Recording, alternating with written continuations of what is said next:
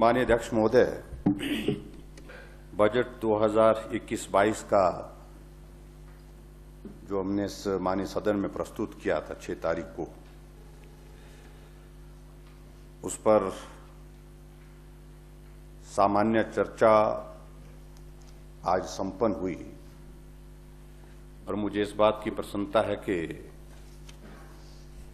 इस चर्चा में कुल 34 माननीय सदस्यों ने हिस्सा लिया और 34 माननीय सदस्यों ने जिन्होंने हिस्सा लिया उसमें सत्ता पक्ष के 17 और विपक्ष के भी 17 माननीय सदस्यों ने इसमें अपनी बात कही है। अध्यक्ष महोदय, मैं सभी माननीय सदस्यों का आभार व्यक्त करता हूं जिन्होंने इस पे चर्चा में भाग लिया और चर्चा में भाग लेने के बाद अपनी बात इस माननीय सदन में कही। सत्ता पक्ष के माननीय सदस्यों ने बजट का समर्थन किया है, कुछ सुझाव भी दिए हैं और विपक्ष की ओर से एक रिवाज के मुताबिक कि बजट में हर बात का विरोध करना जो उनके एक स्वभाव में है, एक औपचारिकता को पूर्ण करने की दिशा में प्रयत्न किया गया है। अध्यक्ष महोदय, अभी मैं सुन रहा था यहां माननीय सदस्य बड़े वरिष्ठ हैं हमारे नेगी जी, इनका तापमान उतरा ही नहीं है। पिछले पूरे देश भर में कांग्रेस का तापमान वो माइनस में चला गया, लेकिन इनका तापमान अभी तक भी बना हुआ है।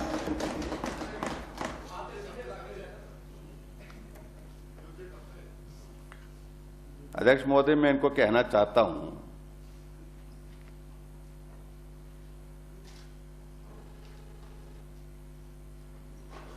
उम्र जाया कर दी लोगों ने औरों के वजूद में, उम्र जाया कर दी लोगों ने औरों के वजूद में, नुक्स निकालते निकालते इतना अगर खुद को तराशा होता तो फरिश्ते बन जाते। अध्यक्ष महोदय, बजट पर चर्चा में प्रधानमंत्री जी को डालना, प्रधानमंत्री जी को डाल करके उनके बारे में शब्दों का चयन किस प्रकार से करना, ये उचित नहीं है। अमित शाह जी का क्या बजट से लेना देना है, लेकिन उसके बावजूद उनका भी जिक्र कर रहे हैं।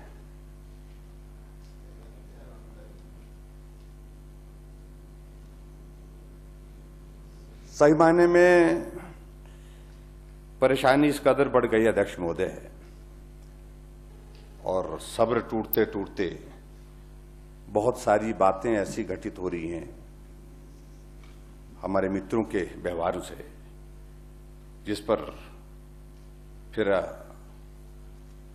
उसका जवाब देते नहीं बन पा रहा है। अध्यक्ष महोदय,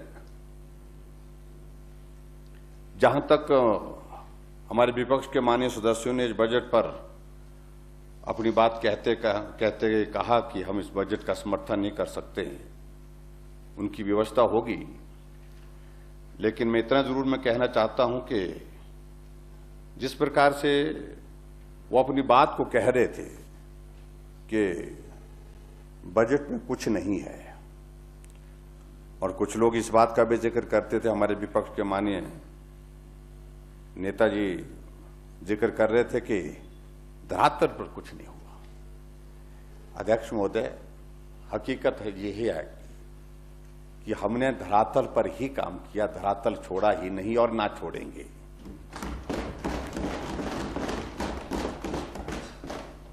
धरातल पर जो काम किया है उसका असर है, और उसका असर लोगों के दिल दिमाग में है, और अब तो वो असर यहां पर भी दिखने लगा है कि जब हताशा हो जाती है, निराशा हो जाती है, अपने व्यवहार में वो सारी चीजें जो है वो दिखाई देती हैं तो उससे मालूम पड़ता है कि तीर निशाने पर लगा है।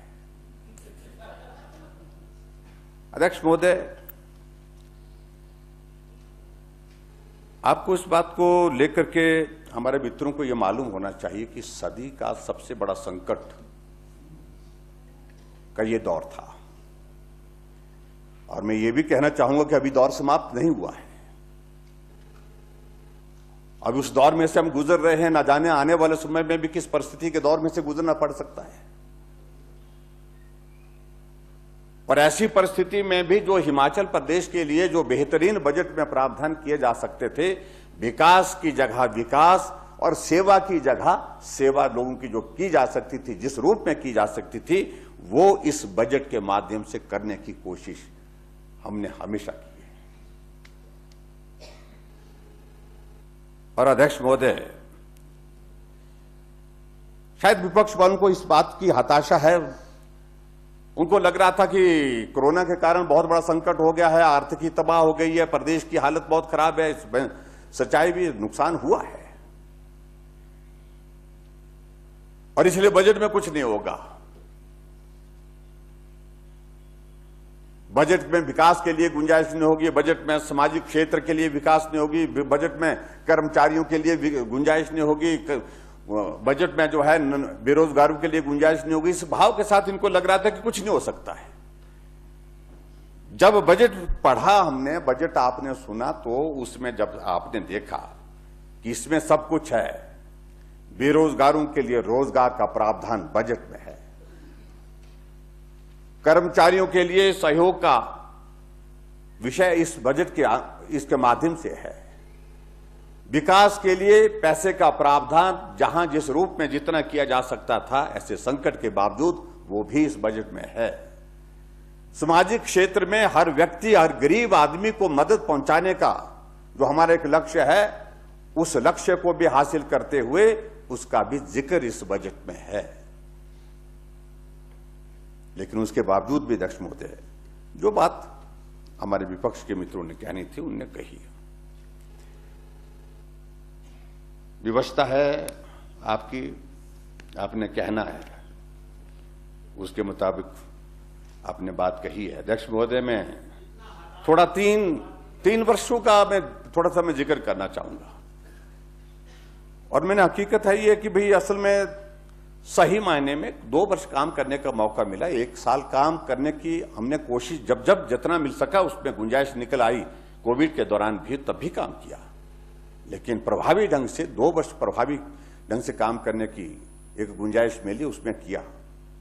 1 वर्ष में काम में असर हुआ, प्रभाव पड़ा कोविड के कारण।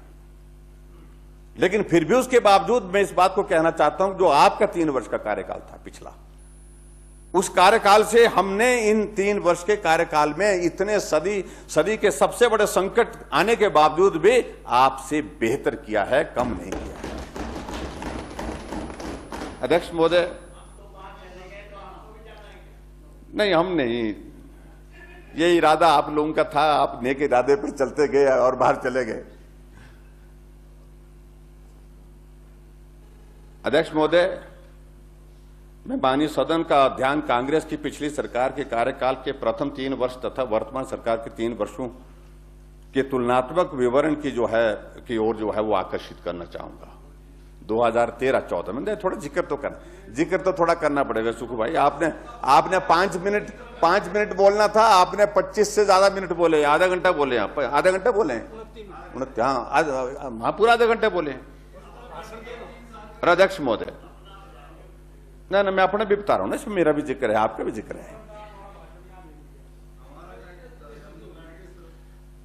2000 अध्यक्ष महोदय, 2000 प्लान आउटलेज के अगर बात कहूं, 2013-14 में 4100 करोड़ रुपए पहली साल में आपका, और हमारा 4100 करोड़ की जगह हमारी पहली साल में 6300 करोड़ रुपए था, आपसे ज्यादा था।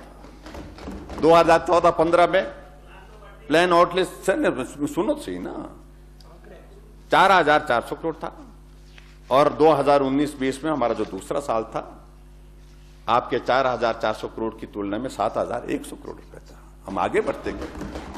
2015-16 में अध्यक्ष महोदय 4,800 करोड़ रुपए आपका था जब आपकी विदाई की शहनाई बजी थी, और 2020-21 में अध्यक्ष महोदय हमारा ये तीसरा साल जो चला है, कोविड के बाद भी 7,900 करोड़ रुपीस का आउटले।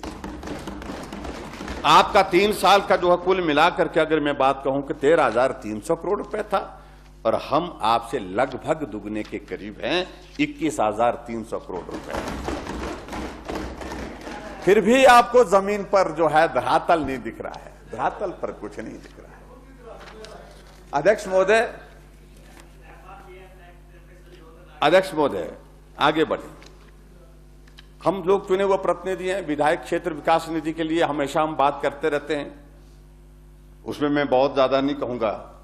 आपके 3 वर्ष के कार्यकाल में आवंटन के तहत जो है वो वृद्धि हुई सिर्फ 25 करोड़ रुपए की विधायक क्षेत्र विकास निधि में, और हमने 3 साल के इस कार्यकाल में वृद्धि की 50 करोड़ रुपए की, दुगनी। फिर भी उसके बावजूद बोलते कि आप नहीं, ये संकट था, उस संकट में आप सबका धन्यवाद किए माननीय सदन में। आप उस दिन जिस दिन हाँ जी, नहीं वो तो अलग परिस्थिति थी, लेकिन उसके बावजूद 50 लाख रुपए तो दिया ही है उसमें। बड़ा मंशा, हमारी मंशा पर भी जाने की कोशिश करिए, हमारी मंशा। अध्यक्ष महोदय, मैं नाबार्ड की अगर बात कहूं, मैं नाबार्ड की बात कहूं, मैं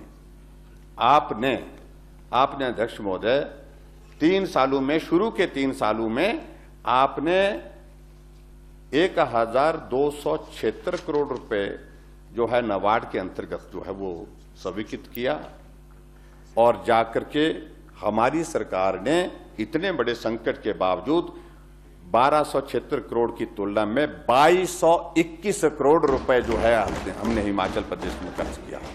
फिर भी आपको लग रहा है, और ये भी लग रहा नहीं, आप निकाले आंकड़े निकाले 2 हल्कों में, मेरा तो पहले ही लगभग करीब बराबर था, जितनी हमारी लिमिट है, उस लिमिट के अंतर्गत। अध्यक्ष महोदय, अगर मैं इसको नाबार्ड के अंतर्गत अगर विधायक प्राथमिकता योजना के परिव्यय की अगर मैं बात कहूं, पूर्व सरकार ने अपने प्रथम 3 वर्ष के कार्यकाल में इस आवंटन में 35.72 करोड़ रुपए की वृद्धि की थी, जबकि हमारी सरकार ने 3 वर्ष के कार्यकाल में 180.70 करोड़ रुपए की वृद्धि की। है कोई कंपैरिजन? नहीं है कंपैरिजन। अध्यक्ष महोदय,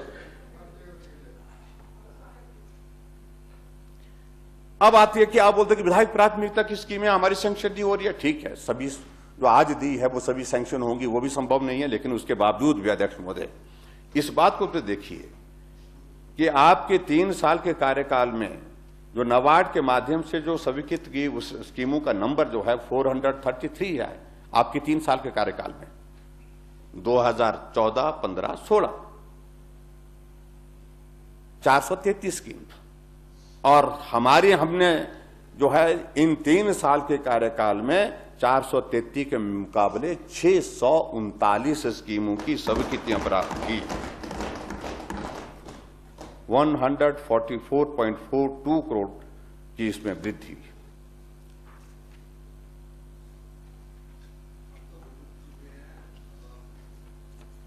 नहीं, भुगतना तो आप लोगों के वो कर्म में था ना, वो क्योंकि कर्म ही ऐसे करे थे आप लोगों ने। अध्यक्ष महोदय, अब हम आपको टाइम में इंपॉर्टेंट सेक्टर बताना मैं चाह रहा हूं। जहां तक हेल्थ सेक्टर की अगर हम बात कहें, आपने शुरू के 3 साल में 5,000 हेल्थ में 5,508 करोड़ रुपए खर्चे, और हमने 8,243 50% की इंक्रीज अध्यक्ष महोदय 3 सालों में एक सेक्टर में, हेल्थ के सेक्टर में।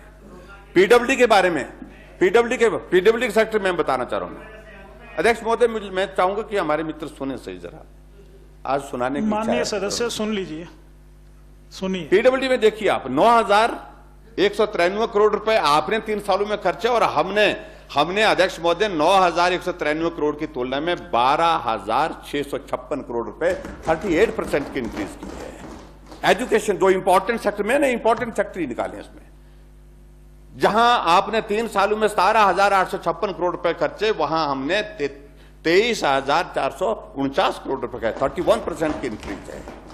आरडी रूरल डेवलपमेंट एंड पंचायती राज में 4,431 करोड़ रुपए आप लोगों ने 3 वर्षों में खर्चे और हमने 5,463 करोड़ रुपए खर्चे, 23% की इंक्रीज।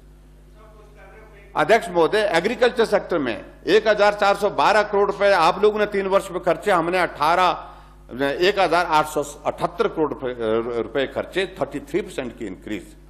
हॉर्टिकल्चर की अगर हम बात करें, आपने हॉर्टिकल्चर में जो बहुत लंबे भाषण देते हैं, बागवानी बागवानी बागवानी बागवानी का जिक्र करना एक बात है, बागवानी के लिए काम करना अलग बात है। आपने हॉर्टिकल्चर में जो 3 सालों में 971 करोड़ रुपए खर्चा, हमने जा करके 1,464 करोड़ रुपए जो है 51% इंक्रीज।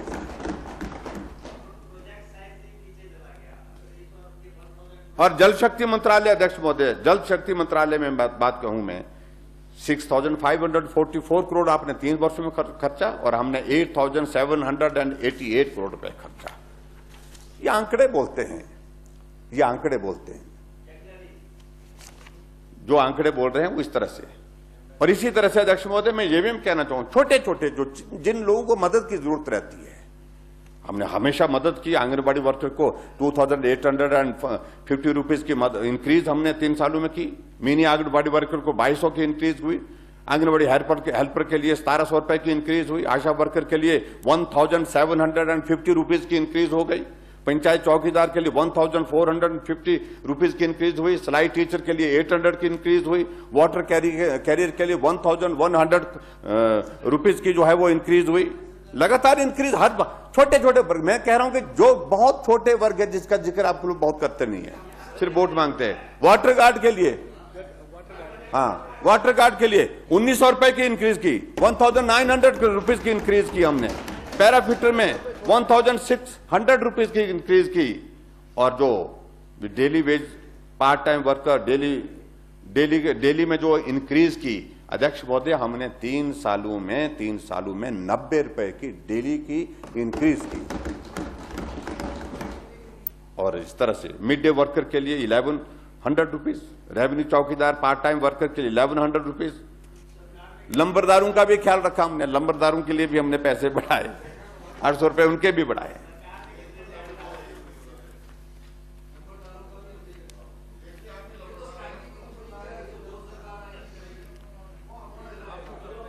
अध्यक्ष महोदय, यहां पर एक जिक्र होता रहा, बार बार जिक्र हो रहा, बड़ा जोर से होता रहा कि पिछली सरकार, अध्यक्ष महोदय, कहा कि भी हमारी सरकार में 3 वर्षों में जो कर्मचारियों के लिए कुछ नहीं किया।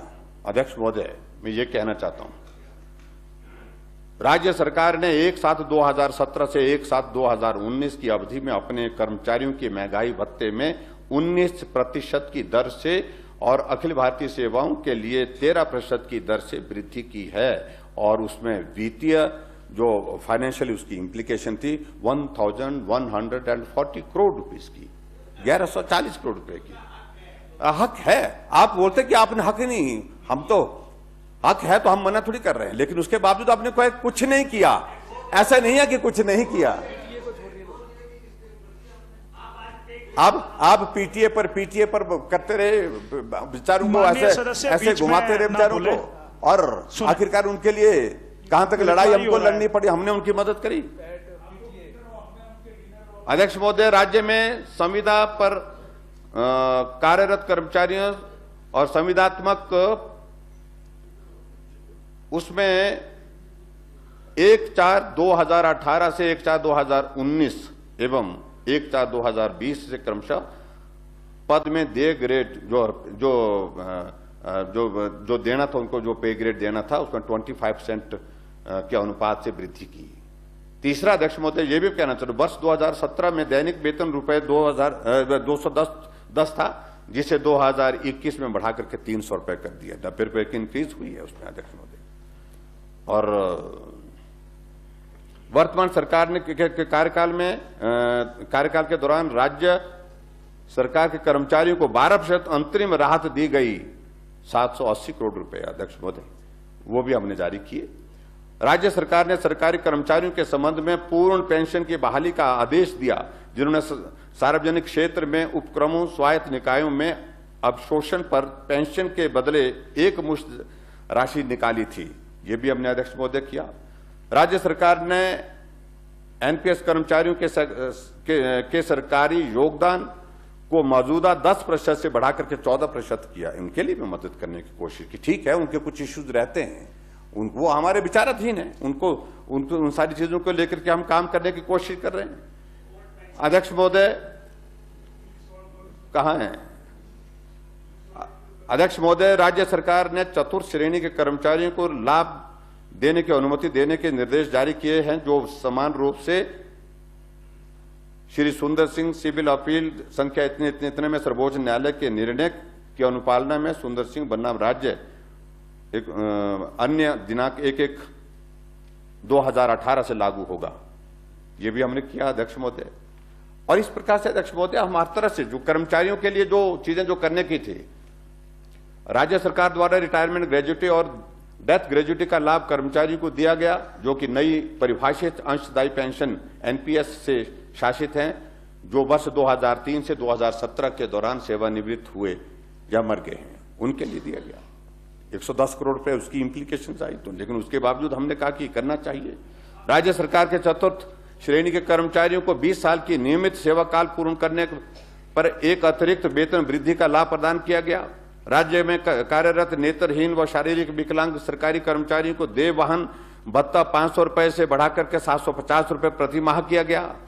राज्य सरकार के विभागों में कार्यरत चालकों के वर्दी भत्ता, जिसमें धुलाई भत्ता भी शामिल है, को 200 रुपए प्रति माह से बढ़ाकर के 300 रुपए प्रति माह किया। नियमित महिला कर्मचारियों के मातृत्व अवकाश को 135 से बढ़ाकर 135 दिन से बढ़ाकर के 180 दिन किया। वैश्विक महामारी के दौरान समस्त आउटसोर्स कर्मचारियों को उपस्थिति की अनिवार्यता के बिना एवं बिना किसी भी प्रकार की कटौती के वेतन अदायगी हेतु दिशा निर्देश समस्त विभागों को दिए। ये सब कुछ हमने अध्यक्ष महोदय हमने वो किया। इसलिए मैं इन बातों का मैं जिक्र कर रहा हूं कि जो आप बोलते हैं कि कुछ नहीं किया, कुछ तो किया है, कुछ तो किया है। दूसरी बात अध्यक्ष महोदय, ना पुलिस वालों को आपने कहा आपका उसमें इंटरप्रिटेशन ही गलत है। इसलिए गलत है कि आप कह रहे हैं कि पुलिस वालों को जो है आपने जो कॉन्ट्रैक्ट पर पुलिस वालों की भर्ती नहीं होती, उनकी भर्ती इरेगुलर होती है। कॉन्सेप्ट बड़ा क्लियर होना चाहिए उसमें, जहां उनका इश्यू है। लेकिन आपने पूरी ना पढ़ी ना सुनी उनकी, आपने सिर्फ बात सुनी कि आपको लगा कि भाई इस पर कुछ बोला जा सकता है, सरकार के खिलाफ कुछ कहा जा सकता है। वास्तविकता यह है कि कॉन्ट्रैक्चुअल पोस्टिंग पुलिस में भर्ती का प्रावधान ही नहीं है। रेगुलर पोस्टिंग, रेगुलर भर्ती होती है और उसमें उनके इश्यूज हैं। वो इश्यूज उनके अलग तरह के हैं, जिसको लेकर के वो मांग कर रहे हैं, वो हट करके है। वो आप लोगों ने उसको ठीक प्रकार से देखा नहीं। अध्यक्ष महोदय आगे बढ़ करके अध्यक्ष महोदय, माननीय सदस्य सुने, बैठे बैठे बात जो उन्होंने जो बात कही है वो हम तक पहुंच गई है। लेकिन मेरा कहने का अभिप्राय है, जिस प्रकार से आपने उसका प्रस्तुतिकरण किया और वो ठीक नहीं था, वो उचित नहीं था, वो गलत था। अध्यक्ष महोदय, बात यह कही गई हमारे विपक्ष के नेता द्वारा कि जितनी भी योजना चलाई गई धरातल पर कुछ नहीं हुआ, धरातल पर कुछ नहीं हुआ। अध्यक्ष महोदय, मैं ये कहना चाहता हूं, आप देखिए, हमने गृहिणी सुविधा योजना की शुरुआत की। आप बोलते जमीन पर कुछ नहीं। पूरे देश में हिमाचल प्रदेश एकमात्र राज्य है जहां हर घर में गैस का चूल्हा पहुंचा है। 2,91,000 से ज्यादा गैस के कनेक्शन हिमाचल प्रदेश में लोगों के घर में पहुंच गए और उसके बावजूद आप कह रहे हैं कि धरातल पर कुछ नहीं हो रहा है। पूछिए जाकर के गांव में जाकर के, आप जाकर के वोट मांगने के लिए जाते हैं, गृहिणी जाकर के अंदर जो है 5 मिनट इसमें आपको पानी के गिलास के साथ चाय लेकर के आ जाती है। वो चाय जो बन करके आती है वो गैस के चूल्हे पर बन करके आती है। अध्यक्ष महोदय आगे बढ़ करके, नहीं भाई, मेरा आपसे निवेदन अभी आप सुनिए। माननीय सदस्य सुन लें, माननीय सदस्य सुने। एक और बात, जब मुझे चीख पुकार ज्यादा सामने से सुनाई देती है, दिखाई तो मुझे बहुत संतोष, मुझे बहुत अच्छा लगता है कि तसल्ली हो गई है कि काम ठीक हो रहा है। आप जिक्र करते हैं जनमंच का, अध्यक्ष महोदय, जनमंच का जिक्र करते हैं, जनमंच से लगता है, ऐसा लगता है कि करंट लग गया, और वो 440 का करंट लग जाता है। फिर नामों का जिक्र करते हैं, मैं उन शब्दों का यहां पर बोलना नहीं चाहता हूं, वो शब्द हमारे सांस्कृतिक दृष्टि से वो शब्द उचित नहीं है। हमारे विक्रमादित्य जी जाकर के कहीं जाकर के भाषण दे रहे थे, कहीं जाकर के सोशल मीडिया में, आपको सोशल मीडिया का बहुत शौक है, शब्दों का चयन ठीक करें, मेहरबानी करके वो शब्द नहीं बोलना चाहिए जिसका जिक्र किया आपने। नहीं तो आपने जनमंच को आपने कोई शब्द दिया है, ये जनमंच है, वो मंच नहीं है जिसका जिक्र कर रहे हैं आप। हमारी पहाड़ी संस्कृति में, हमारे पहाड़ों में, हमारे समाज में उसको अच्छा नहीं मानते हैं शब्द को। अध्यक्ष महोदय, जनमंच का विरोध कर रहे हैं, जनमंच के माध्यम से। अध्यक्ष महोदय, हालांकि कोविड के चलते हमारा प्रभावित हुआ, ये कार्यक्रम बहुत प्रभावित हुआ, लेकिन उसके बावजूद भी क्या गलत कर लिए, क्या गुनाह कर लिए हमने, अगर गांव के लोगों की समस्याओं का समाधान गांव में करने के लिए हम चले गए। आप लोग तो जाते नहीं थे, आप लोग तो आए, समस्या है तो इधर आइए, बात करिए, हमसे बात करिए, ऐसे बोलते थे। दफ्तर में आइए, घुमा करके चक्री घुमा रखी आप लोगों ने इस देश की के लोगों की, तो चाहे उनके जूते घिस गए उनके, और उसके बावजूद भी दया नहीं। हमने तय किया गांव में समस्या का समाधान होगा, नकल, ततीमा, राशन कार्ड, बिजली का कनेक्शन, पानी का कनेक्शन वहीं दिया जाएगा, मौके पर दिया जाएगा। क्या बुरा किया उसमें? आपकी परेशानी अच्छा लग रहा मुझे। अध्यक्ष महोदय, हाँ, नहीं अधिकार है, लेकिन मौके पर मिलते ना, आप घुमाते रहते थे। हाँ, ततीमा चाहिए भाई, पटवारी कितना चक्कर मत देखो। मैं आपको तो मैं शब्द मैं बोलना नहीं चाहता किसी कम्युनिटी के, मतलब पर्टिकुलर किसी कर्मचारी के इसके बारे में बोलना चाहता हूं।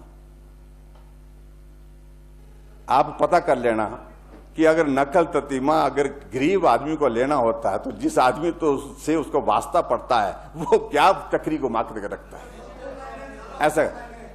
अब तो ऑनलाइन गरीब आदमी को मालूम है, अभी वक्त लग रहा है, उसमें भी ऑनलाइन कर दिया हमने, लेकिन उसके बावजूद भी अभी भी वक्त लग रहा है उस गरीब आदमी को उस बात को समझने में, इसलिए मैं कह रहा हूं।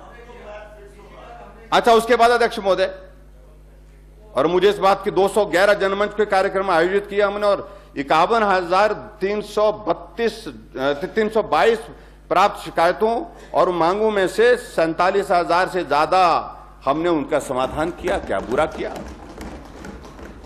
अच्छा, उसके बाद अध्यक्ष महोदय, हमने ये भी तय किया कि भैया आदमी को वही वहां पर आने की आवश्यकता है। हमने लगा हमारे मित्रों को बहुत परेशानी हो रही है ये जनमंच में आने की, जनमंच में क्योंकि वहां पर नेता होते हैं, लोग आते हैं, भीड़ होती है, लोग अपनी समस्याओं का समाधान के लिए आते हैं, समस्या का समाधान हो जाता है तो आपको गाड़ी देते हुए जाते हैं। यार, कांग्रेस में सारी उम्र लगा दी मैंने, उसके बावजूद भी ये छोटा सा काम देखो मेरा आज तक नहीं हुआ, और यहां जनमंच में गया और आज काम होकर के आया। हमने कहा चलो, परेशानी तो सब सही मायने में इस बात की है, परेशानी तो इस बात की। अध्यक्ष महोदय, आगे बढ़ करके पर हमने ये भी कहा, और फिर हमने ये भी कहा आगे बढ़ करके अध्यक्ष महोदय, वो क्या कहा हमने कि भाई कोई बात नहीं, आपके यहां पर आपको थोड़ा सा परेशानी हो रही है, जनमंच में नहीं जाना तो मत जाइए। हमने 1100 की शुरुआत की। हमने कहा कि घर बैठे आप समस्या का समाधान करें। टेक्नोलॉजी ने आज इस रूप में काम शुरू कर दिया, उस टेक्नोलॉजी के माध्यम से हमको काम करना चाहिए।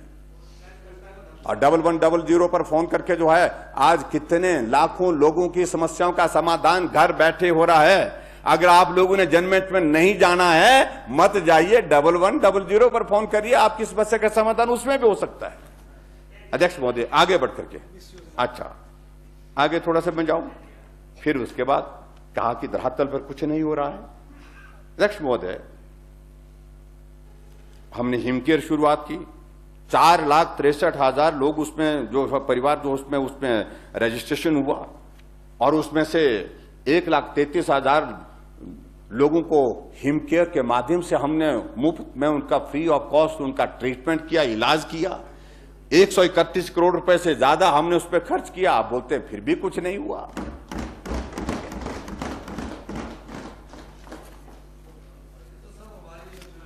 हाँ, ये तो बात ठीक है। अध्यक्ष महोदय,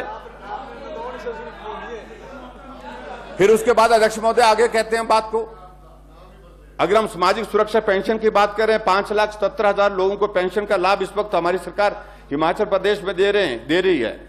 और 70 वर्ष की आयु से वरिष्ठ जो नागरिक हैं, उसमें जब उनको हमने शामिल किया तो 1,50,000 से ज्यादा लाभार्थी तो वही बन गए जो जिनकी आयु 70 वर्ष से ज्यादा हो गई थी, और उनको हम पैसा दे रहे हैं, 1,500 रुपए उनके खाते में डाल रहे हैं, 875 करोड़ रुपए।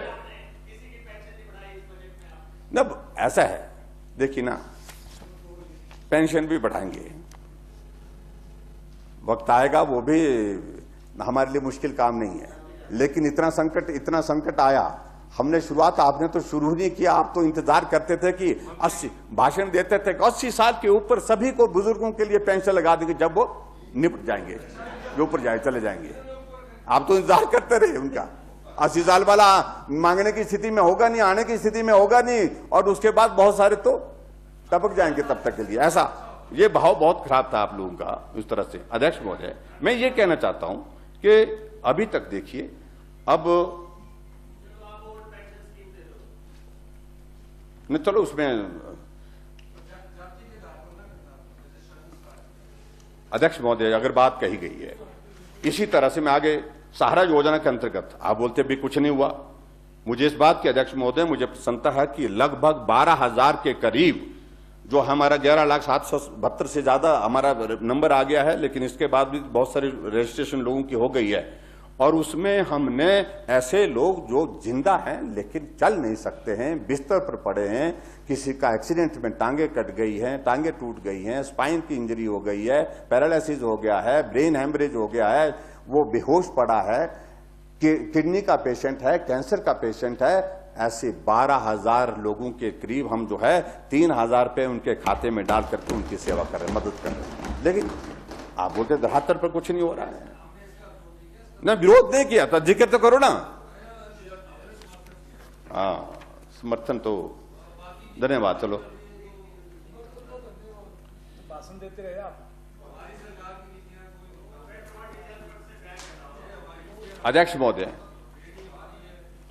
उसी प्रकार से हमने हिमाचल प्रदेश में मुख्यमंत्री स्वावलंबन योजना की शुरुआत की, और हमें इस बात से ये इत्तेफाक करना चाहिए, चाहे सत्ता में है विपक्ष में, भाई मित्रों, सीधी सी बात है, ये नौजवानों को बहुत देर तक ना, ये जैसे आप वो देते रहते हैं, गोली देते रहते हैं ना, घुमाते रहते हैं, वो काम अब बहुत लंबा नहीं चलने वाला है, ये दौर बीत गए, पुराने जमाने की राजनीति के दौरान होता था।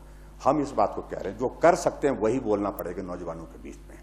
नौजवान पढ़ा लिखा है, वो सारी बात को समझता है, और कुछ बातों में तो हमसे भी ज्यादा समझ लेता वो, तो इसलिए हमने व्यवहारिक बात की। हमने व्यवहारिक बात क्या कही? हमने कहा कि सरकारी क्षेत्र में सबको रोजगार नहीं हो पाएगा, जितना होगा वो करेंगे। हम कर रहे हैं, हर कैबिनेट की मीटिंग में सैकड़ों हजारों नौकरियां हम दे रहे हैं लोगों को, नौजवानों को दे रहे हैं, लेकिन फिर भी बेरोजगारों की संख्या इतनी बड़ी तादाद है, वो इतनी बड़ी संख्या है कि सबको रोजगार देना संभव नहीं है। ऐसे में हमने कहा कि आप आगे आओ, हम आपको और तरीके से मदद करते हैं, आप अपने पांव पर खड़े हों, उसके लिए सरकार की ओर से मदद करेंगे। तो हमने मुख्यमंत्री स्वावलंबन योजना की शुरुआत की। अध्यक्ष महोदय, मुझे इस बात की प्रसन्नता है कि अब काफी गति पकड़ ली है, और इसमें जो है बहुत बड़ी संख्या में नौजवान आगे बढ़ करके जो है इसमें जो है वो अप्लाई कर रहे हैं और इसका लाभ ले रहे हैं। 25% जो है वो सब्सिडी हम नौजवान को दे रहे हैं, अगर बेटी कर रही तो उसको 30% दे रहे हैं, कोई विडो है तो उसको हम 35% कर रहे हैं। तो अध्यक्ष महोदय, ये भी एक शुरुआत उस दिशा में है, उस तरफ से। अध्यक्ष महोदय, टूरिज्म इंडस्ट्री को भी लाने की कोशिश, उसमें टूरिज्म इंडस्ट्री में हमने, अध्यक्ष महोदय, हमने हिमाचल प्रदेश में एक योजना शुरू की है, जिस योजना के अंतर्गत हम नई डेस्टिनेशन को डेवलप कर रहे हैं। मैंने बजट में अपना जिक्र किया है, मैं उन सारी डिटेल में नहीं जाऊंगा, लेकिन हिमाचल प्रदेश में नई राहें, नई मंजिलें जो हमने शुरू की हैं, उसके अंतर्गत इस वर्ष जो है बहुत सारी जो डेस्टिनेशन में जमीनी स्तर पर वो कार्य शुरू हो जाएंगे, जो आने वाले समय में थोड़ा वक्त लगेगा, लेकिन आने वाले समय में वो नई टूरिस्ट डेस्टिनेशन के रूप में जानी जाएंगी। इस बार हम उनकी शुरुआत कर रहे हैं। अध्यक्ष महोदय, मैं ये बात कहना चाहता हूं, अध्यक्ष महोदय, ये बजट के हिस्से ही जो आपने बोला उसका जवाब दे रहा हूं मैं। अध्यक्ष महोदय,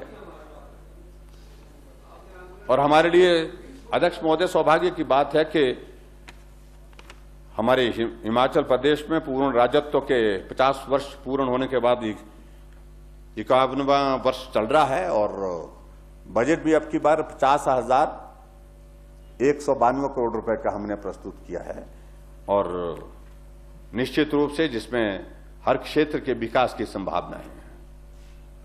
अध्यक्ष महोदय, मैं जहां तक बजट के लिए जो आपने संसाधनों की बात कही, बैंकरप्सी की बात कही, उसके बारे में मैं जरूर कहना चाहता हूं। मैं माननीय नेता प्रतिपक्ष को यह जरूर कहना चाहता हूं कि जो आपने बात कही है उससे हम बिल्कुल भी इत्तेफाक नहीं रखते, उससे हम बिल्कुल भी सहमत नहीं है। मेरे बजट अभिभाषण में, क्योंकि आपने जो जिक्र किया है कि बैंकरप्सी की कगार पर है, 2021-22 में बजट में प्रस्तावों में के व्ययों के लिए आवश्यक संसाधनों का वर्णन नहीं है।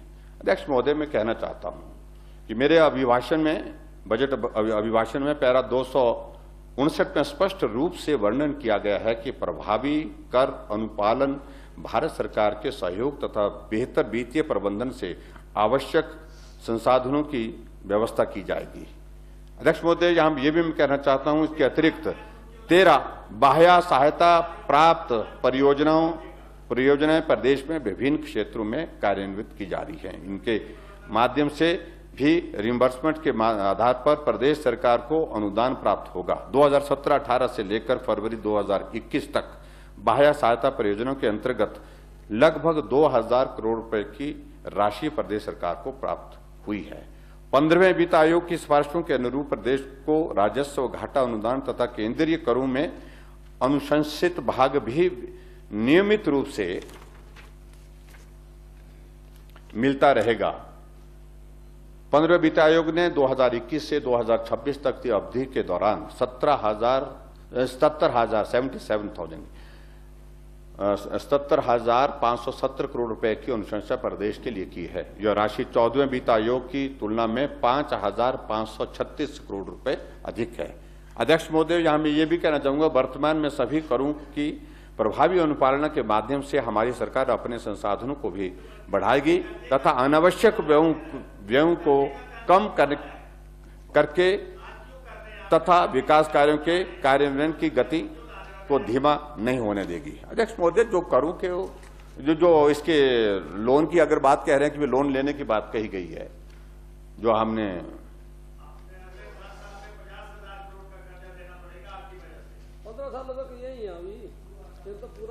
अब के बजट में अध्यक्ष महोदय, और खास तौर से जो महिलाओं की बात अगर हम करें, महिलाओं की आबादी, महिलाओं की संख्या हमारी पूरी आबादी की 50% है और उस दृष्टि से उनकी भागीदारी और ज्यादा महत्वपूर्ण हो, उस दृष्टि से अपने संसाधनों को देखते हुए हमने उनके लिए पेंशन में आय सीमा में छूट देते हुए 65 वर्ष की और 65 से 69 वर्ष की उम्र तक उनको 1,000 रुपये पेंशन का प्रावधान नया जोड़ा है, जो आप लोगों ने तो सोचा ही नहीं महिलाओं के बारे में। 1,000 हमने उनको पेंशन का प्रावधान किया है और पिछली, हाँ जी, ये नई पेंशन का प्रावधान किया ना, वो भी हो जाएगा आने वाले समय। रुकिए, आप रुकिए सही, आने वाले समय में आप देखिए इसमें। अध्यक्ष महोदय, बैंकरप्सी के सिलसिले में इतना मैं जरूर कहना चाहता हूं, जो हमारे नेता प्रतिपक्ष ने जो बात कही, एक तरफ तो आप कह रहे हैं कि भाई वित्तीय स्थिति बहुत खराब है, राज्य वित्तीय जो है वो वित्तीय स्थिति से बैंकरप्सी की ओर जा रहा है क्योंकि सरकार के पास कोई संसाधन नहीं बचे हैं, और दूसरी तरफ आप कह रहे हैं कि सभी वर्गों को उदार दिल से लाभ देने की बात की है। आप अपनी ही बात को कॉन्ट्राडिक्ट कर रहे हैं। नहीं, मैं आपको बताऊं, जो हम व्यवहारिक रूप से, अध्यक्ष महोदय, मैं यहां कहना चाहूंगा कि राज्य सरकार तय सीमा से 1 रुपया अधिक ऋण लेने में सक्षम नहीं है, बिल्कुल नहीं, ले ही नहीं सकते हम। जो लिमिट है उसके तहत लेंगे, इसीलिए तो आज का वो बिल लाया गया। जो लिमिट है उस लिमिट के अंदर हम विचार करेंगे। न डबल नहीं कर रहे हैं। अध्यक्ष महोदय, हमारी सरकार ने तय सीमा से कम ही ऋण लिया है। मैं माननीय नेता प्रतिपक्ष से अनुरोध करूंगा कि वे अपनी सरकार में रहने के अनुभव के आधार पर कृपया सुझाव दें कि तय सीमा के अंदर ऋण लेकर किस तरह से खर्चे को बढ़ाया जा सकता है। अध्यक्ष महोदय, ये भी मैं कहना चाहता हूं, पिछली सरकार ने, अध्यक्ष महोदय, पिछली सरकार ने, आपकी सरकार ने, सुन लीजिए, पिछली सरकार ने अपने 5 वर्ष के कार्यकाल में ऋण भार 28,707 करोड़ रुपए से बढ़कर के 2017-18 के अंतर तक जो 47,906 करोड़ रुपए तक पहुंचा दिया। वो नहीं आपको याद रहा।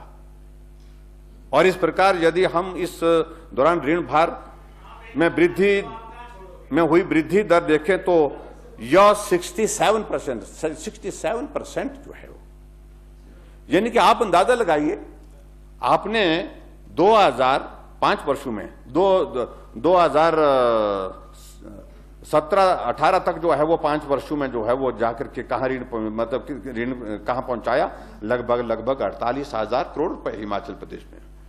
और वर्तमान में राज्य सरकार ने 60,544 करोड़ रुपए का कर्ज लिया है। इसमें कर्ज है इस वक्त पूरा सरकार पर, जिसमें आपका बहुत बड़ा कंट्रीब्यूशन है 50,000 करोड़ रुपए तो इनका इसमें।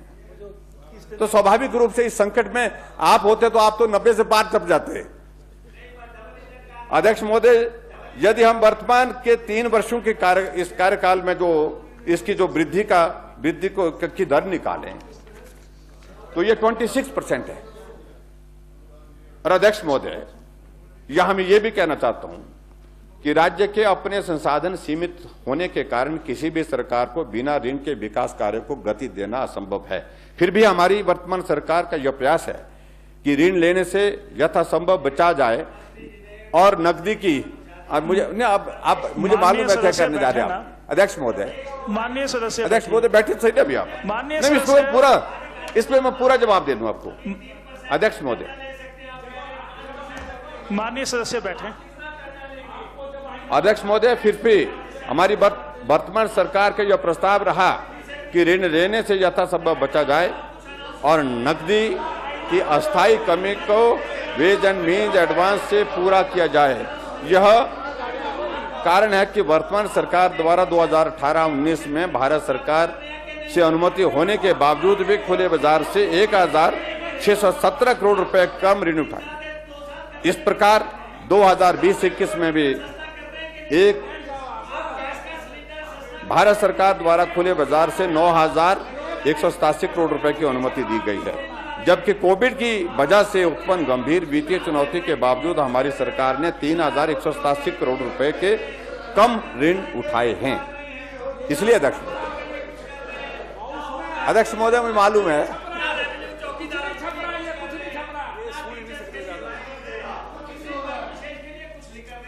मैं बहुत कुछ, अध्यक्ष महोदय,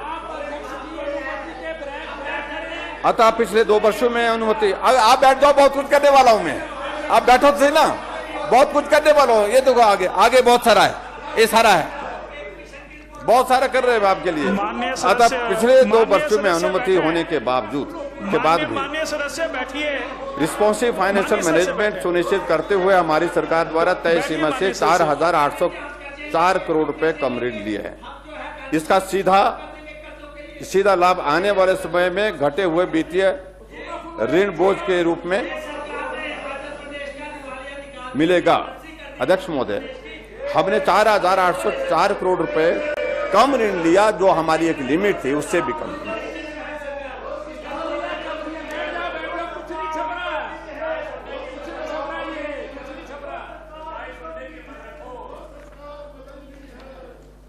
अध्यक्ष महोदय, जिन्होंने जाना है उनने तो जाना है, चाहे वो कहीं से भी यहां से जाना है, लेकिन मैं उस पर ज्यादा नहीं कहना चाहता। अध्यक्ष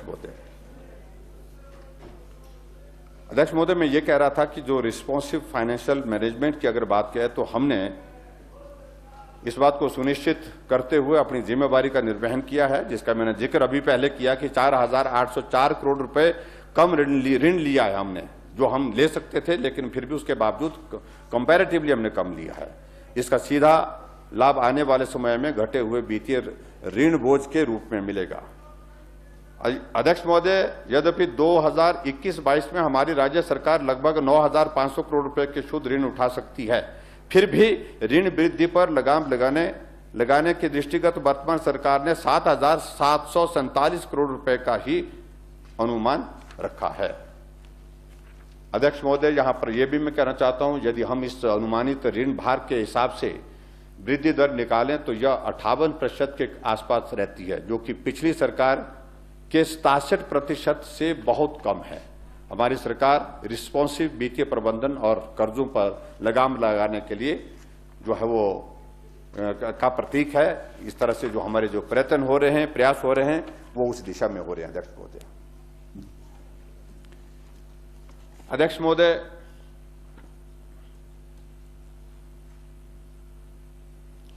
यहां पर नेगेटिव ग्रोथ का जिक्र किया गया है। अध्यक्ष महोदय, पूरा विश्व जो है वो पूरे सदी के सबसे बड़े संकट के दौर में से गुजर रहा है, और स्वाभाविक रूप से जहां पूरे वैश्विक दृष्टि से आर्थिक परिस्थिति जो है वो डगमगा गई पूरी दुनिया की, तो हम भी कहां तक उसमें बच पाते उससे। ऐसी परिस्थिति में देश और प्रदेश में भी उसका असर बुरा हुआ है। लेकिन एक बात मैं जरूर कहना चाहता हूं, नेगेटिव ग्रोथ के बारे में मैं जरूर कहना चाहता हूं कि हिमाचल की जो नेगेटिव ग्रोथ है, जो हमारे वर्तमान में जो -6.2 है, लेकिन इनको इस बात के लिए तो पूछिए जहां पंजाब में इनकी शासन है, इनकी सरकार है, वहां पर -6.4 है, और उसी प्रकार से राजस्थान के जहां इनकी ही सरकार है -6.6 है।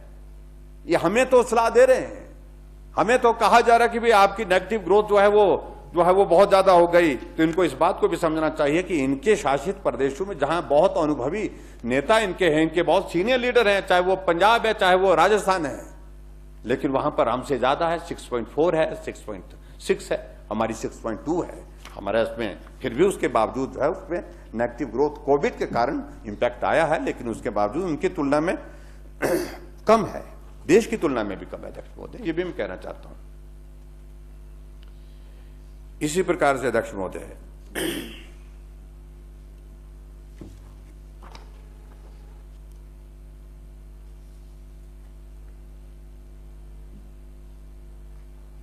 जीएसटी कॉम्पनसेशन के बारे में कहा गया। यहां अध्यक्ष महोदय मैं ये कहना चाहूंगा कि कोविड के इस संकट के कारण केंद्र सरकार के संसाधन भी प्रभावित हुए हैं, इसमें दो राय नहीं है, जिसको मैं पहले भी बोल रहा हूं, और इसके फलस्वरूप राज्य सरकार को केंद्र द्वारा दिए जीएसटी कॉम्पनसेशन पर प्रतिकूल प्रभाव पड़ा है। फिर भी केंद्र सरकार राज्य को जीएसटी कॉम्पनसेशन देने के लिए प्रतिबद्ध है। इस प्रतिबद्धता के अनुसार केंद्र सरकार द्वारा राज्य को संसाधन जुटाने के लिए 2 विकल्प दिए गए हैं, जिसमें से हमारी सरकार ने विकल्प 1 को चुना। इस विकल्प के अनुसार कॉम्पनसेशन की राशि में आई कमी को भारत सरकार ऋण लेकर पूरा करेगी, जिसके ब्याज एवं मूलधन का भुगतान भारत सरकार ही करेगी। यदि कॉम्पनसेशन की बकाया राशि रह भी जाएगी तो वो ट्रांजिशन पीरियड के बाद भी मिलती रहेगी। इसके अतिरिक्त अध्यक्ष महोदय, इस विकल्प में यह भी सुविधा दी गई है कि रिफॉर्म बेस्ड स्कीम में जो बिना शर्त अतिरिक्त ऋण लेने की सीमा जीएसडीपी का 0.5% थी, उसे बढ़ाकर 1% कर दिया गया, तथा साथ में यह भी सुविधा दी गई कि यदि राज्य सरकार चाहे तो इस स्कीम के तहत मिलने वाली अतिरिक्त ऋण सीमा को अगले वित्त वर्ष के लिए भी कैरी फॉरवर्ड किया जा सकता है। इससे अध्यक्ष महोदय यह सुनिश्चित हो सकेगा कि विकास के कार्य तेज गति से आगे बढ़ पाएंगे। जीएसटी कॉम्पनसेशन जून 2022 के बाद भी मिलता रहे, यह मामला राज्य सरकार द्वारा वित्त आयोग के समक्ष उठाया जा चुका है। अब इस मामले को केंद्र सरकार के समक्ष भी उठाया जाएगा। अध्यक्ष महोदय, हमने केंद्र सरकार के समक्ष भी इस सारे विषय को लेकर के बातचीत की है, क्योंकि 2022 के बाद भी इसको जारी रखा जाए, ऐसा हमने प्रयत्न किया है, ऐसा प्रयास किया है।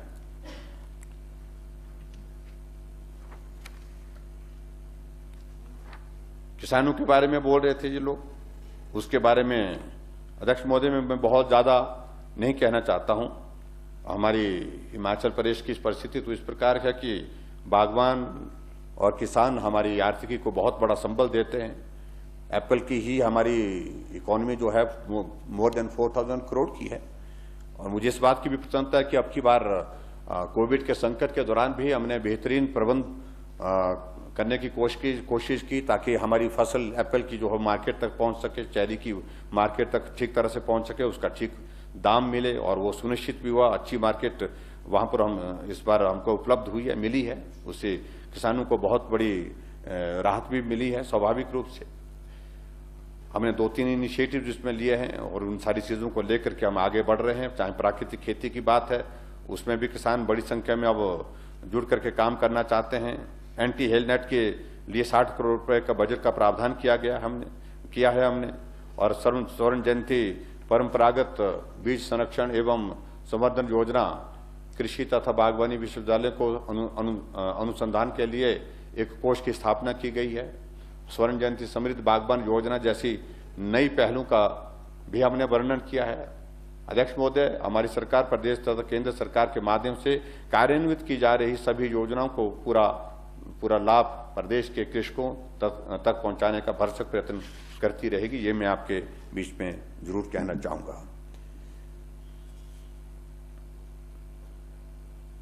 कोविड के दौरान उन्होंने जिक्र किया कि भाई कोरोना के चलते कोई भी व्यय नहीं कर पाई तथा इससे उत्पन्न स्थिति को संभाल नहीं पाई। अध्यक्ष महोदय, इस सिलसिले में मुझे बहुत ज्यादा नहीं कहना है क्योंकि मेरे पास हमने इस बारे में कई बार बोल भी दिया है।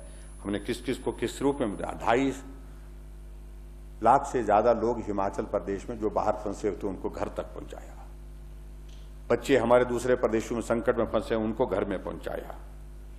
और उसके बाद चाहे वो आंगनबाड़ी वर्कर हैं, चाहे हमारे आशा वर्कर्स हैं, उनके लिए आर्थिक रूप से जो मदद करनी थी उस तरह से हमने मदद की। एक बार नहीं, अनेक बार मदद करी।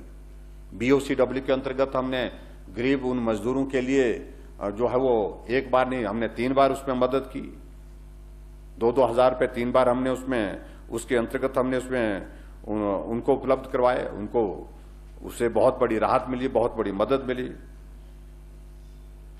और उसी तरह से अध्यक्ष महोदय, हमने चाहे वो इंडस्ट्रियल सेक्टर है उनको भी मदद जिस रूप में दे सकते थे उसमें मदद करने की कोशिश की। उनके बिजली पानी के बिल हमने उसमें उस वक्त डेफर किए। होटल इंडस्ट्री को भी हमने मदद करने की इसमें कोशिश की है। और उस तरह से उनकी मदद करते हुए जहां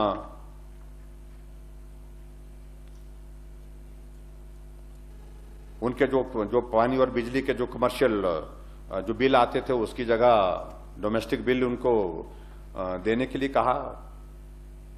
HRTC की अगर हम बात करें तो HRTC को हमने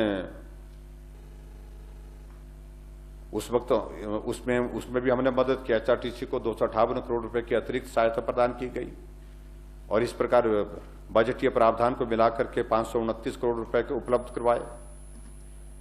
BOCW के अंतर्गत में इस बात का मैं जिक्र करना चाहूंगा कि 8 करोड़ रुपए हमने 1,26,000 कामगारों को उपलब्ध कराए। क्योंकि उसमें जैसे मैंने कहा कि 2,000 की 3 किस्तें हमने उनके खाते में डाली। गरीब लोगों को राशन PDS के तहत और बहुत सारी चीजों का जिसका मैंने जिक्र करूं तो मुझे लगता है बहुत लंबा उसमें वक्त लगेगा। और जो हमारी सामाजिक सुरक्षा पेंशन के लिए तो जैसे ही लॉकडाउन का दौर शुरू होना था हमने पहले ही फर्स्ट इसमें ही 3 महीने के लिए जो पेंशन का प्रावधान पहले ही उनको एक साथ उनके खाते में डाल दिया ताकि उनको कहीं भी किसी भी प्रकार से कठिनाई का सामना न करना पड़े।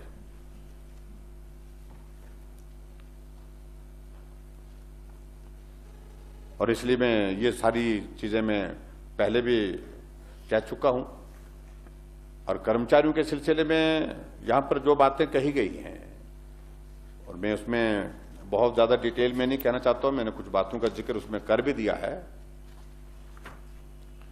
लेकिन फिर भी मैं ये जरूर कहना चाहता हूं कि राज्य सरकार ने अपने कर्मचारियों कि सेवा नियमों तथा सेवानिवृत्ति लाभों के लिए केंद्र सरकार के नियमों तथा अपने वित्तीय संसाधनों को ध्यान में रखकर अनुसरण करती है। केंद्र सरकार ने नई पेंशन प्रणाली को अपने सभी केंद्रीय कर्मचारी अधिकारियों तथा IAS, IPS, IFS को जनवरी 2004 से लागू किया है। प्रदेश सरकार ने भी अपने कर्मचारी अधिकारियों को मई 2003 से नई पेंशन प्रणाली लागू की है। वर्तमान में सभी प्रदेश सरकारों ने केवल वेस्ट बंगाल को छोड़ करके अपने कर्मचारियों के लिए जो है वो NPS की शुरुआत की है। न्यू पेंशन स्कीम के अंतर्गत जो है पेंशन दी जा रही है। अध्यक्ष महोदय, मैं ये भी कहना चाहता हूं कि राज्य सरकार ने NPS कर्मचारियों के हितों में सरकारी अंशदान जो कि पहले 10% था को बढ़ा करके 2019 में बढ़ा करके 14% के आदेश पारित किए।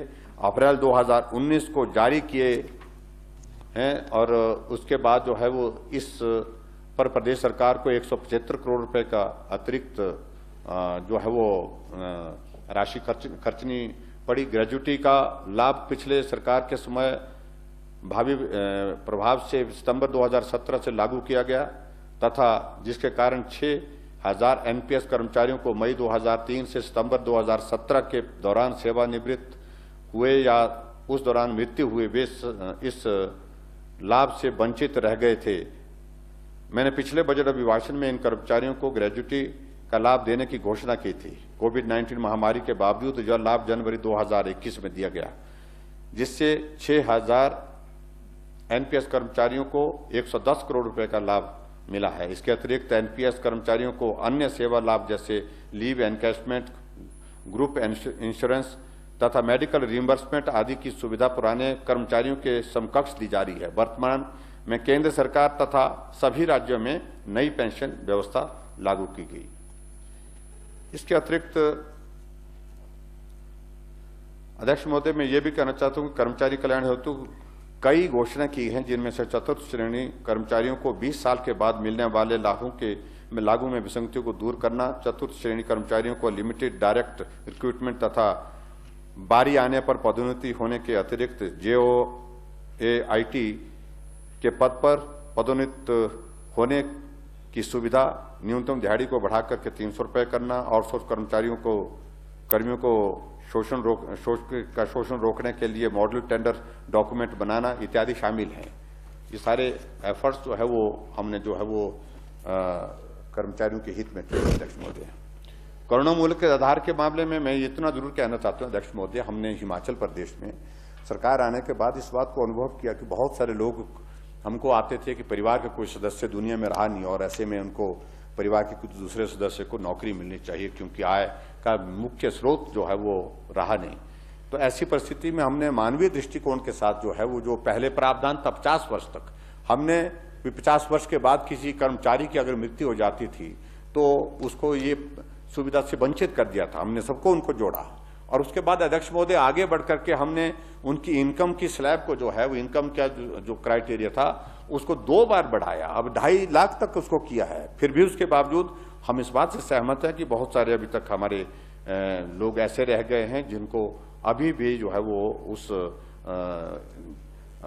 जो है वो करुणा मूल्य के आधार पर नौकरी के लिए जो वो आवेदन वो दे रहे हैं, आवेदन दिए हुए हैं, वो लंबित हैं लगभग 4,500 के लगभग, और उसमें हम विचार कर रहे हैं किस प्रकार से उनकी मदद की जा सकती है। लेकिन ये भी मैं कहना चाहता हूं कि 5% जो कोटा है जिससे हम कम नहीं है उससे ज्यादा एक्सीड कर गए हैं और सुप्रीम कोर्ट के ऊपर से और उसमें रूलिंग है जिस रूलिंग के तहत हमारे लिए थोड़ी सी पेचीदगी है उसमें कहा है, बड़ा स्पष्ट कहा है उनने कुछ बातों को कि ये करुणा मूल्य का आधार जो है वो अधिकार के रूप में नहीं, आप मदद करने के रूप में हम उसमें उसके बावजूद भी अध्यक्ष महोदय हमारी मंशा है कि हम उनकी मदद कर सकें। आने वाले समय में इस बात को भी हम सुनिश्चित करने के लिए कोई रास्ता निकालने की कोशिश कर सकें ताकि जो लंबित मामले हैं उसमें किस प्रकार से उनको सहयोग कर सकते हैं, सहयोग का कोई रास्ता निकले ऐसा हमने ऐसा प्रयास करेंगे।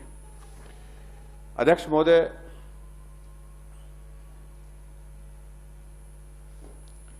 वेतन आयोग तथा सुशोधित वेतनमान पर भी यहाँ कुछ माननीय सदस्यों ने यहाँ पर बात की है।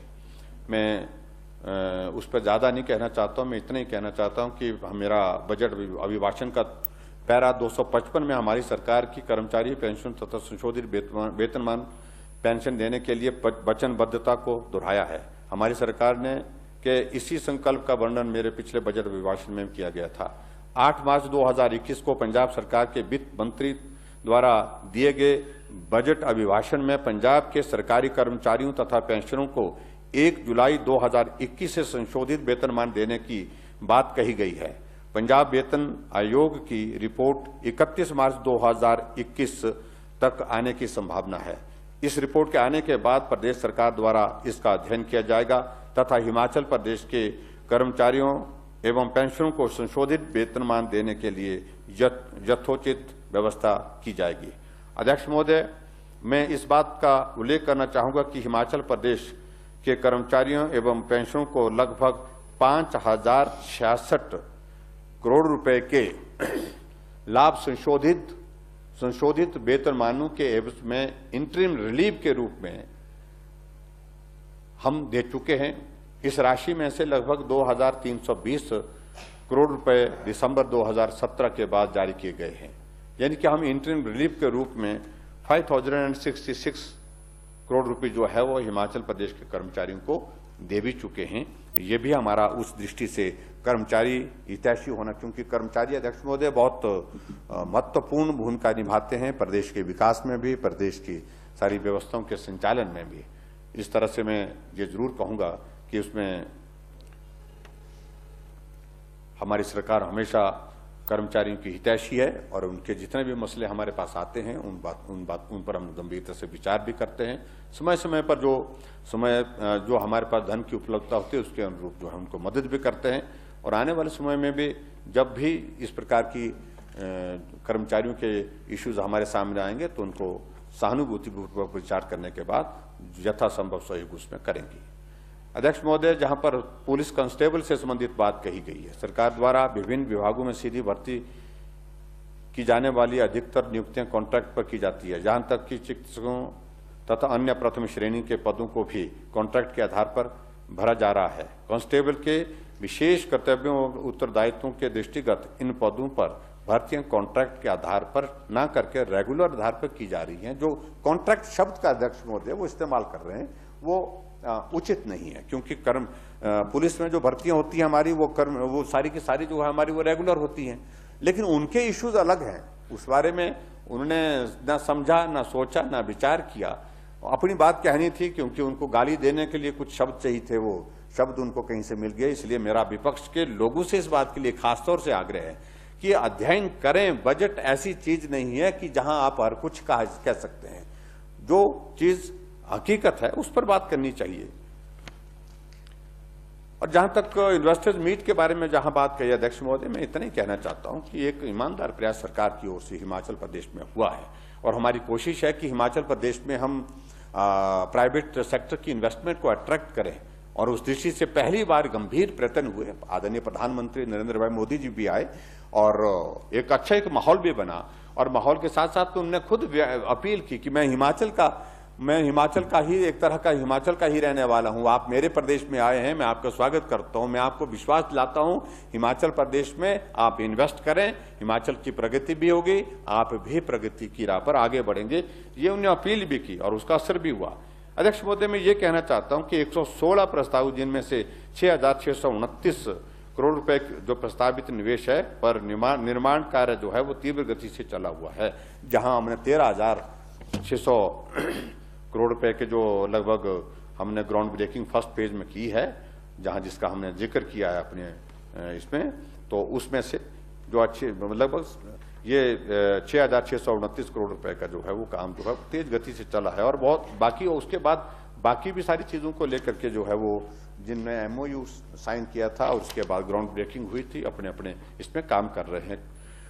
बीच में बाधा जरूर आई क्योंकि कोविड के चलते इन प्राइवेट सेक्टर में इन्वेस्टमेंट के लिए कोई आदमी हिम्मत नहीं जुटा पा रहा था। ऐसी परिस्थिति में अब जब कोविड के दौरान कुछ चीजों में सुधार हुआ, मतलब यानी कि कोविड के मामलों में गिरावट आई है, तो एक अच्छा माहौल फिर से बन रहा है। अध्यक्ष महोदय, ये मैं कहना चाहता हूं।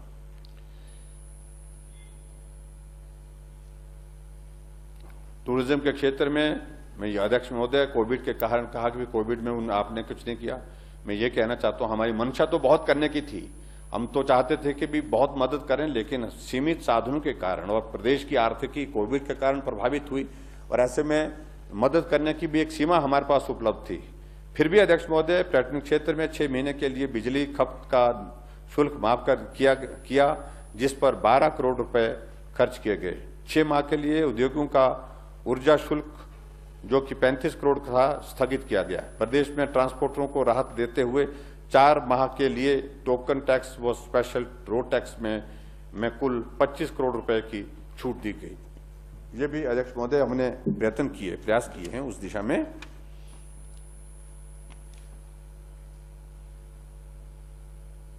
और इसी तरह से अध्यक्ष महोदय, विधानसभा बजट अभिभाषण में की प्रति के साथ साथ अन्य दस्तावेज भी प्रस्तुत किए जाते हैं जिसमें हर पहलू पर विस्तृत जानकारी निहित है। और मैं जहां तक सब्सिडी की बात कही गई है,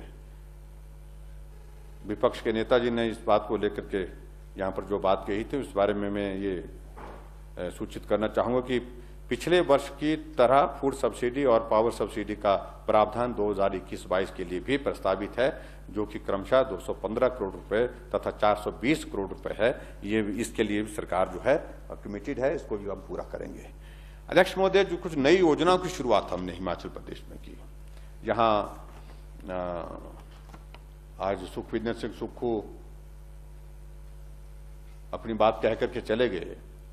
उन्होंने एक आज जिक्र किया कि बलेचा कंपनी का जिक्र किया, उस बारे में मैं ये कहना चाहूंगा कि भी कहा कि भी 15 करोड़ 1.5 करोड़ का बिल आया और इसका बिजली बोर्ड को पता ही नहीं।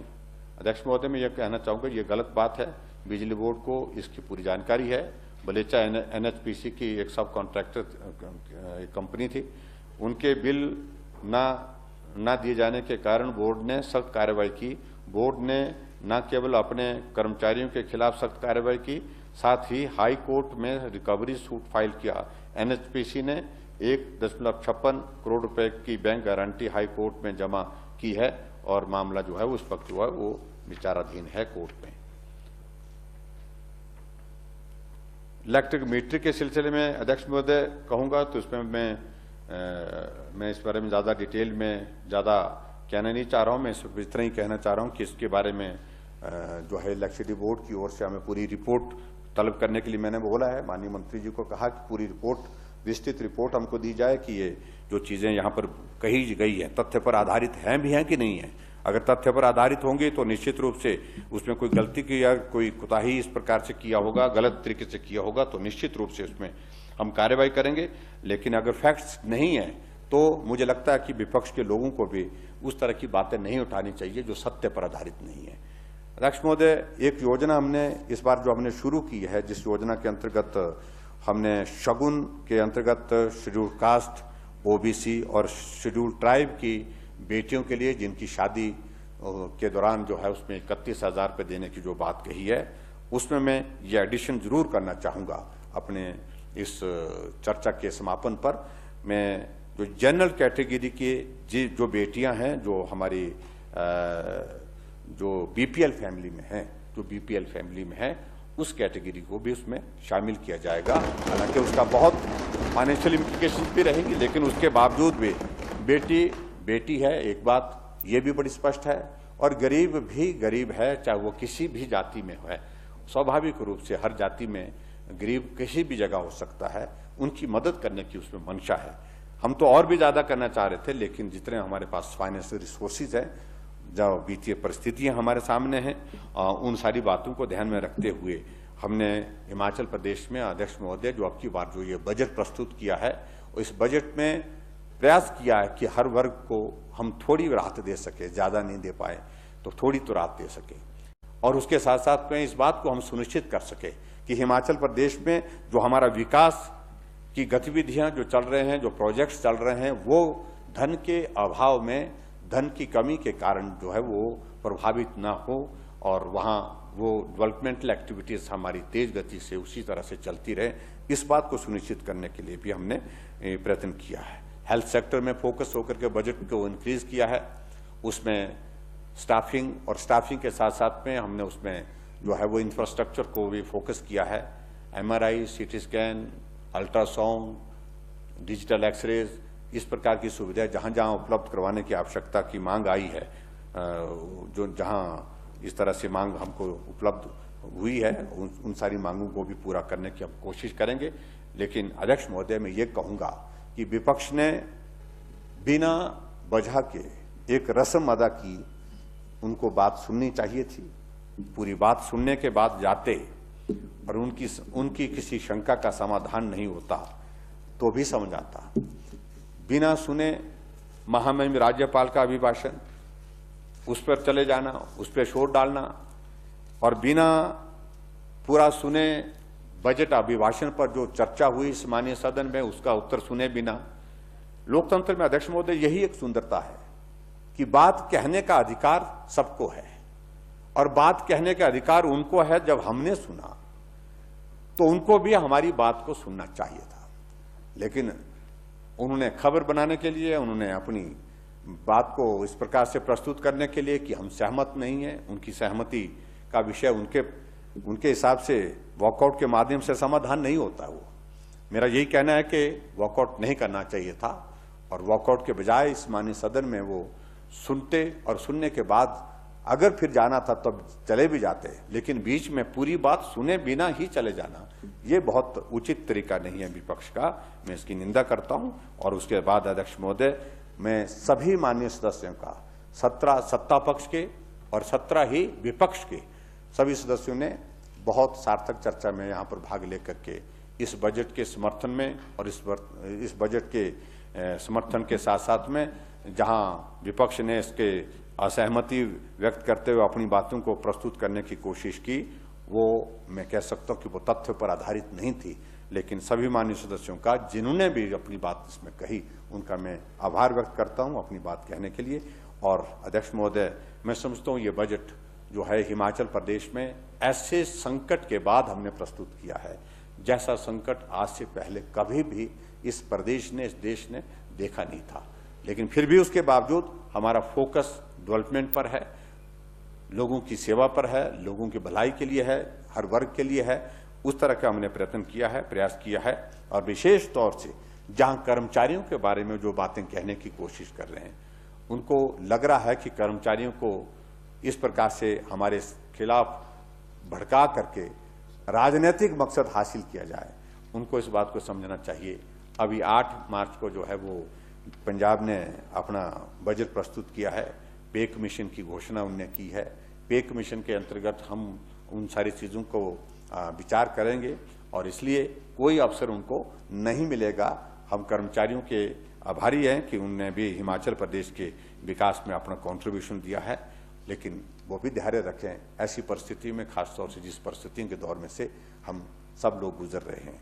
और मैं आप सबका अध्यक्ष महोदय, आपका भी आभार व्यक्त करता हूँ, आपने समय दिया और इस माननीय सदन के संचालन में एक बहुत महत्वपूर्ण भूमिका, खासतौर से जब बजट पर डिस्कशन होता है तो बहुत तल्खी का माहौल भी होता है देखने के लिए, लेकिन उसके बावजूद भी बहुत बेहतरीन ढंग से इस सदन का संचालन हुआ। इसके लिए मैं आपको भी बधाई देता हूँ। और आज के इस बजट के प्रस्तुतिकरण, 6 तारीख के बजट के इस प्रस्तुतिकरण के पश्चात आज इस पर चर्चा समाप्त होती है। अध्यक्ष महोदय, जो मुझे बातें कहनी थी वो मैंने कही हैं, और मैं उम्मीद करता हूं कि यह बजट हिमाचल प्रदेश के हर वर्ग के लिए खुशहाली भरा, और ये बजट हर वर्ग के लिए विकास, हर वर्ग के लिए सहयोग की उम्मीद के साथ आगे बढ़ेगा, ऐसी मैं कल्पना करता हूं। आपका बहुत बहुत धन्यवाद।